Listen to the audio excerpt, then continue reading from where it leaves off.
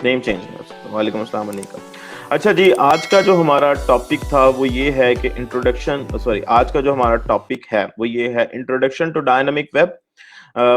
Web dynamic web किसका introduction आपको, साथ ही साथ लेट्स मैं आपको सिर्फ ये बताना चाहता हूँ कि एक्चुअली में वेबसाइट्स होती कैसे बनती हैं, क्या क्या उसके अंदर हम ऐड करते हैं, चीजें कौन कौन सी चीजें हमें जरूरी है वेबसाइट बनाने के लिए, एक बेसिकली स्ट्रक्चर जो है ना वो किस तरह से डिजाइन किया गया हुआ है एक वेबसाइट का। ठीक है, history about HTML and HTTP। अच्छा, अब HTTP क्या होता है? सबसे पहले HTTP हमें बोलते हैं हाइपर टेक्स्ट ट्रांसफर प्रोटोकॉल। सो HTTP होता है,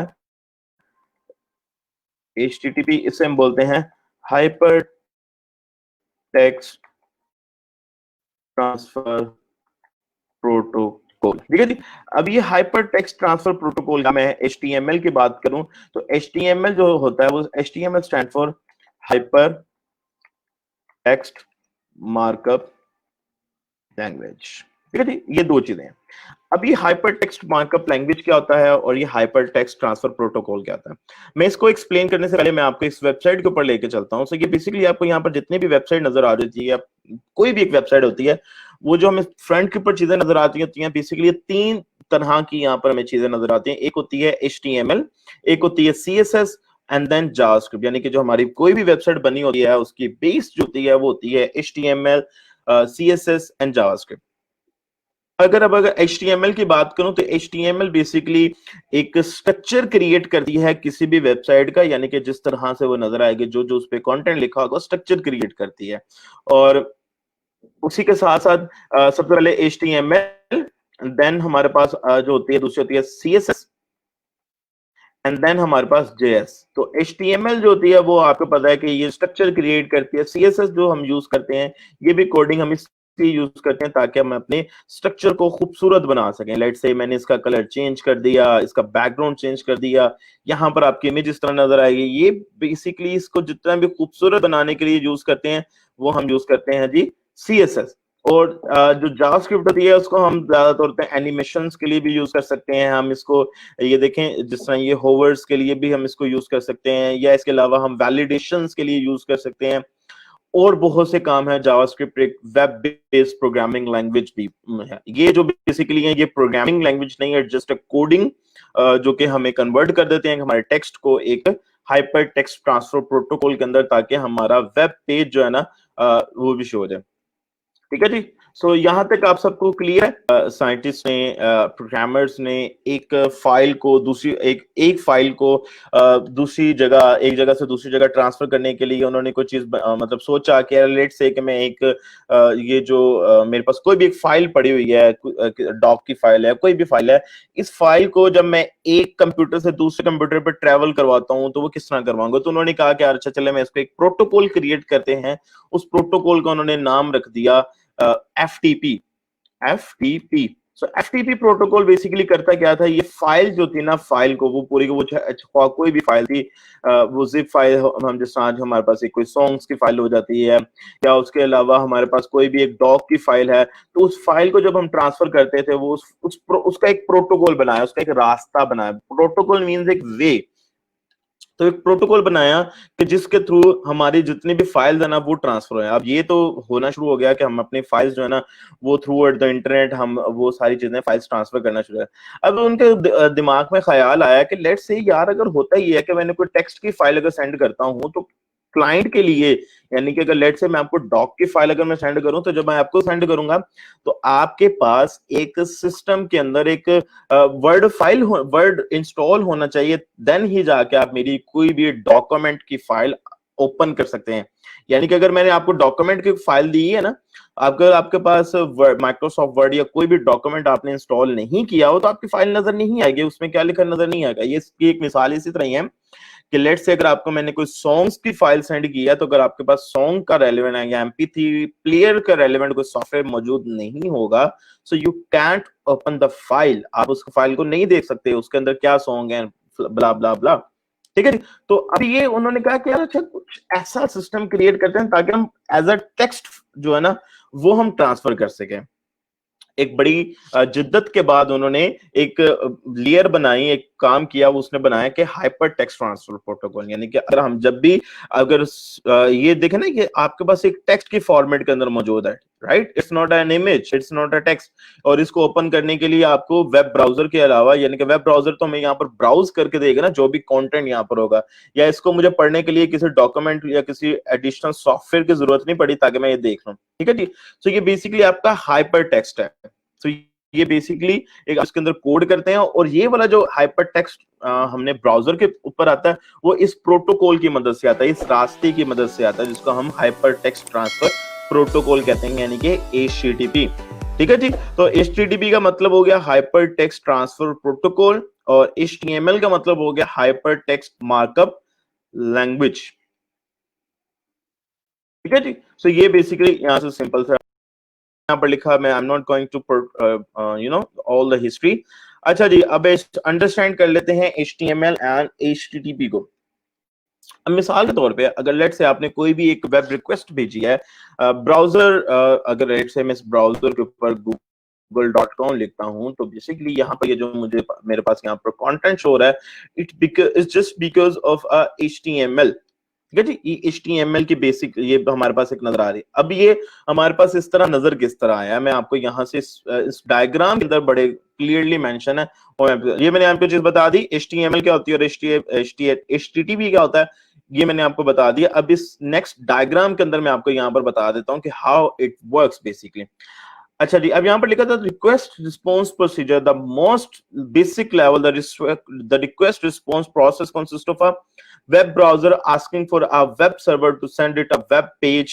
The server send back to the web page and the browser then takes care of display the image. अच्छा, ये आपको नहीं समझ आया होगा तो कोई मसला नहीं है। अच्छा, अब यहाँ पर ये करते हैं कि जब भी हम अपने ब्राउजर के ऊपर लेट से हम करते हैं जी, हम server.com लिखते हैं, वो server.com क्या करता है, जो भी हमने वेबसाइट विजिट की हुई है, लेट से अगर मैं ये वाली वेबसाइट है, अब ये मेरा ब्राउजर क्या करेगा, मेरा ब्राउजर देखेगा कि यार इस google.com के ऊपर IP कौन सा है, he will search for an IP। अब IP क्या होता है, ये होता है internet protocol. What is IP? IP is a internet protocol, यानी कि इंटरनेट का एक रास्ता है। ठीक है जी। अब जब भी आप इस कोई भी आप वेबसाइट ओपन करते हैं, तो वो बेसिकली वो वेबसाइट करती क्या है कि वो देखती है कि यार इस वेबसाइट, यानी कि ये वाली जो डोमेन है, इस डोमेन किस आईपी की बेस के ऊपर रजिस्टर्ड, यानी कि हर डोमेन एक डिफरेंट आईपी, यानी कि हर एक डोमेन का एक यूनिक आईपी होता है। मिसाल के तौर पर अगर मैं ई रोजगार ओपन करता हूं, तो ई रोजगार वेबसाइट का भी एक यूनिक आईपी होगा जिसकी बेस के ऊपर ये रजिस्टर्ड हुई है। ठीक है जी। तो every website is has a unique IP. अच्छा, अब ये हर वेबसाइट को, यानी कि हर डोमेन को आईपी किस तरह असाइन किया जाता है, there is a term that we being used is a DNS, domain name server. ठीक है जी। सो ये बेसिकली डोमेन नेम सर्वर क्या करता है, ये आपका जो इंटरनेट की डोमेन होती है बेसिकली, उस डोमेन को एक आईपी असाइन कर देता है। ठीक है जी। तो हर एक डोमेन एक आईपी के बेस के ऊपर रजिस्टर्ड है। दोबारा इस डायग्राम के ऊपर आ जाती हैं, वो ये है कि लेट्स से अगर मैंने server.com लिखा है और मैंने, अब इंटरनेट वो क्या करेगा, इनका ब्राउजर में एक रिक्वेस्ट सेंड करेगा वो इंटरनेट पे कि ये डोमेन के अगेंस्ट हमें कोई एक आईपी जो है वो आईपी मिला, तो वो आईपी रिक्वेस्ट बैक हो जाती है, रिक्वेस्ट आ जाती है हमारे पास ब्राउजर के ऊपर, वेब ब्राउजर के ऊपर। फिर वेब ब्राउजर करता ये है उस आईपी के ऊपर एक रिक्वेस्ट फॉरवर्ड करता है कि भाई इसके ऊपर जो भी है वो हमें देगा। अब अगर तो वो कहीं होस्ट हुआ है, मिसाल के तौर पे अगर कहीं वो एक सेटअप किया हुआ है, वो मैंने किसी एक वेब होस्ट के ऊपर, यानी कि किसी कंप्यूटर के ऊपर सेटअप है, तो वो वहां पर वो रिक्वेस्ट पहुंचेगी। वहां पर रिक्वेस्ट पहुंचने के बाद उसके हार्ड ड्राइव के अंदर जाएगी, उस सर्वर के हार्ड ड्राइव के अंदर, और वहां से इस पाथ के ऊपर, यानी कि ये वाला जो मेरा गूगल का पाथ है, इस पाथ के ऊपर जो भी इंडेक्स की फाइल पड़ी होगी, यानी कि जो भी फाइल इस पाथ के ऊपर पड़ी होगी, वो क्या करेगा, वो इस पाथ को दोबारा सर्वर को बता देगा कि भाई, यानी कि जो वेब सर्वर होता है उसको बता देगा कि भाई मेरे पास इस इंडेक्स के ऊपर ये वाली फाइल पड़ी हुई है। वेब सर्वर को बता दिया, then web server again request जो है ना वो बैक करेगा, यानी कि वो जिसे कहते हैं कि एक सिग्नल सेंड बैक करेगा एक वेब ब्राउजर को, और वेब ब्राउजर के ऊपर हमें ये सारे का सारा कंटेंट देख सकते हैं। ठीक है जी। तो ये बेसिकली वो सारा प्रोसेस है, उस प्रोसेस से गुजर के आपको ये सामने हमारे पास कंटेंट नजर आ रहा है। यानी कि अगर आपने ये सर्च किया, इसके बाद इंटरनेट पे जाके इसके अगेंस्ट आईपी सर्च होगा, वो आईपी किस कंप्यूटर के ऊपर कह लें कि वो होस्ट है, उस कंप्यूटर के हार्ड ड्राइव के अंदर जाएगा। यानी कि लेट से मेरा ये पाथ बनता है, मैं डाउनलोड्स के अंदर आता हूं, तो प्रेजेंटेशन के अंदर या ऑनलाइन क्लासेस के अंदर या क्लाइंट्स के अंदर ये मेरे पास कोई फाइल पड़ी है, तो अब भली बात है, अब अगर इस फोल्डर के अंदर आता है तो जो फाइल इंडेक्स की फाइल होगी वो वाली फाइल जाके ओपन कर देगा और ब्राउजर को बता देगा कि भाई ये है। ठीक है जी। एक ये बेसिकली एक तरीका होता है कि जब आपकी रिक्वेस्ट फॉरवर्ड होती है और वो सामने आपको ब्राउजर के ऊपर शो हो रही होती है। अब ये ब्राउजर के ऊपर कोई index.html या index.php की फाइल पड़ी होगी जिसको यहां पर ये शो करवा दिया हुआ। ठीक है जी। तो उम्मीद आपको यहां तक क्लियर हो गया होगा। अपने कमेंट्स के अंदर जरा बता दें। Domain name system, domain name server भी होता है, इसको हम सिस्टम इसलिए बोलते हैं कि एक सिस्टमैटिक तरीके से बनाया है, और इसको हम डोमेन नेम सर्वर भी बोलते हैं। ठीक है जी। यहां तक आप सबको क्लियर है? यहां तक किसी का कोई क्वेश्चन तो नहीं? चलें जी, हम प्रैक्टिस के तौर पे करते ही हैं कि हम एक वेब की फाइल बनाते हैं। ठीक है जी। मैं एक टेक्स्ट एक सॉफ्टवेयर यूज कर रहा हूं जिसका नाम है जी सबलाइन। सबलाइन सॉफ्टवेयर करता ये है कि आपको हेल्प करता है कोडिंग, अच्छी कोडिंग करने के लिए। ठीक है जी। तो यहां पर एक सॉरी सबलाइन टेक्स्ट आ गया। अब मुझे मैं अपना एक पाथ क्लियर कर लेता हूं। मैंने एक ऑनलाइन क्लासेस का एक फोल्डर बनाया हुआ है।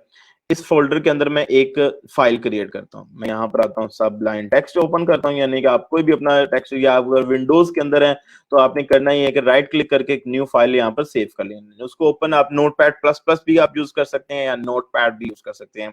तो मैं उसका अल्टरनेट यूज कर रहा हूं, सबलाइन। इस फाइल को मैं एक फाइल क्रिएट, इसको सेव कर देते हैं, सेव एज कर लेते हैं। डाउनलोड्स के अंदर आके मैंने ऑनलाइन क्लासेस का एक फोल्डर बनाया हुआ है, और यहां पर मैं इसको सेव कर देता हूं index.html। जब भी आप html लिखेंगे तो उस फाइल की एक्सटेंशन जो होती है वो है html। .html के साथ उसको सेव करेंगे। ये आप नाम कुछ भी रख लें, कुछ भी आप रख लें। ठीक है जी। लेकिन आप ये एक्सटेंशन होती है वो आपने html रखनी है। इसको सेव कर लेंगे। ये मेरी यहाँ पर .html की एक्सटेंशन बन गई। ठीक है जी। अब यहाँ पर HTML लिखने के कुछ सिंटैक्स मौजूद हैं, वो मैं सिंटैक्स की तरफ बाद में आता हूँ। तो यहाँ पर मैं एक कुछ भी एक लिख देता हूँ पैराग्राफ ना। सिंटैक्स की तरफ मैं बाद में आता हूँ। मैं आपको वो प्रॉपर समझा देता हूँ, आपने इसमें परेशान। मैं सिर्फ आपको ये भी एक वेब का स्ट्रक्चर समझा रहा हूँ। अच्छा जी, ये फॉर एग्जाम्पल ये किसी एक वेब ब्राउजर के ऊपर पड़ी हुई है, इसको मैं ओपन करता हूँ क्रोम की हेल्प से। ठीक है जी। तो मैंने क्या लिखा हुआ था अपनी फाइल के अंदर, कोडिंग के अंदर हेलो वर्ड लिखा हुआ था, और वो हेलो वर्ड इसने शो करवा दिया। इसी तरह वो कहीं ना कहीं ये फाइल इस तरह का कंटेंट सेव होगा तो उन्होंने ये इसको शो करवा दिया। ठीक है जी। तो यहां तक किसी का कोई क्वेश्चन नहीं होगा, उम्मीद है सब क्लियर है। चलें जी, अब हम देखते हैं मजीद। ये आपका क्लियर हो गया। सेकंड रिक्वेस्ट, ये बेसिकली उसी स्टेप्स को बताया हुआ है कि भाई ये स्टेप्स किस तरह होते हैं। उसके ये तो हो गया हमारी, इसको हम बोलते हैं स्टैटिक रिक्वेस्ट जनरेट होती है। फिर उसके बाद है जी dynamic request process. Dynamic request क्या होती है? सबसे पहले वही सिलसिला, वेब ब्राउजर से अगर मैंने कोई यूआरएल एंटर किया, वो उसके रेलेवेंट कोई आईपी है उसको देखेगा, फिर उसको मेन पेज पे रिक्वेस्ट सेंड करेगा कि भाई अपना मेन पेज दिखा दो। वो वेब सर्वर के पास आएगा। वेब सर्वर क्या करेगा? उसे भेजेगा एक उसकी डिस्क ड्राइव के अंदर, भैया आपकी हार्ड डिस्क के अंदर क्या पड़ा, वहां से वो डाटा फैच करके दोबारा इधर लेकर आएगा। लेकिन अगर उसके अंदर पीएचपी का कोड होगा या माइस्क्वेल, अब पीएचपी क्या होती है? पीएचपी बेसिकली एक प्रोग्रामिंग लैंग्वेज है, सर्वर साइड प्रोग्रामिंग लैंग्वेज। ठीक है जी। तो वो ब्राउजर पे शो नहीं होती। अब ये सर्वर साइड प्रोग्रामिंग लैंग्वेज उसको कंपाइल करेगा, उसको प्रोसेस करेगा, आपके पास यहाँ पर देन वेब पेज होगा। अब मैं आपको डायनामिक वेबसाइट की एक एग्जांपल दे देता हूं, facebook.com। ठीक है जी। facebook.com यानी कि facebook.com आपने एक वेबसाइट बना दी, उस वेबसाइट के अंदर आपका डायनामिकली कंटेंट आपका आ रहा है। जो भी कोई कंटेंट अपडेट होता है वो आ जाता है। क्या अगर मैं जीमेल की बात करूं तो जीमेल के ऊपर आपने एक दफा वेबसाइट बना दी यूजर, एक इंजीनियर ने, अब उसके बाद कोई भी ईमेल्स आ रही हैं तो वो डायनामिकली वहां पर रिसीव हुई जा रही हैं। हर दफा ऐसा नहीं होता, जब भी ईमेल आती है तो उसको कोड लिखना होता है कि भाई ईमेल का कोड आ गया, ये वो। ठीक है जी। सो ये बेसिकली है। अब हम इसको यहाँ पे स्टॉप करते हैं।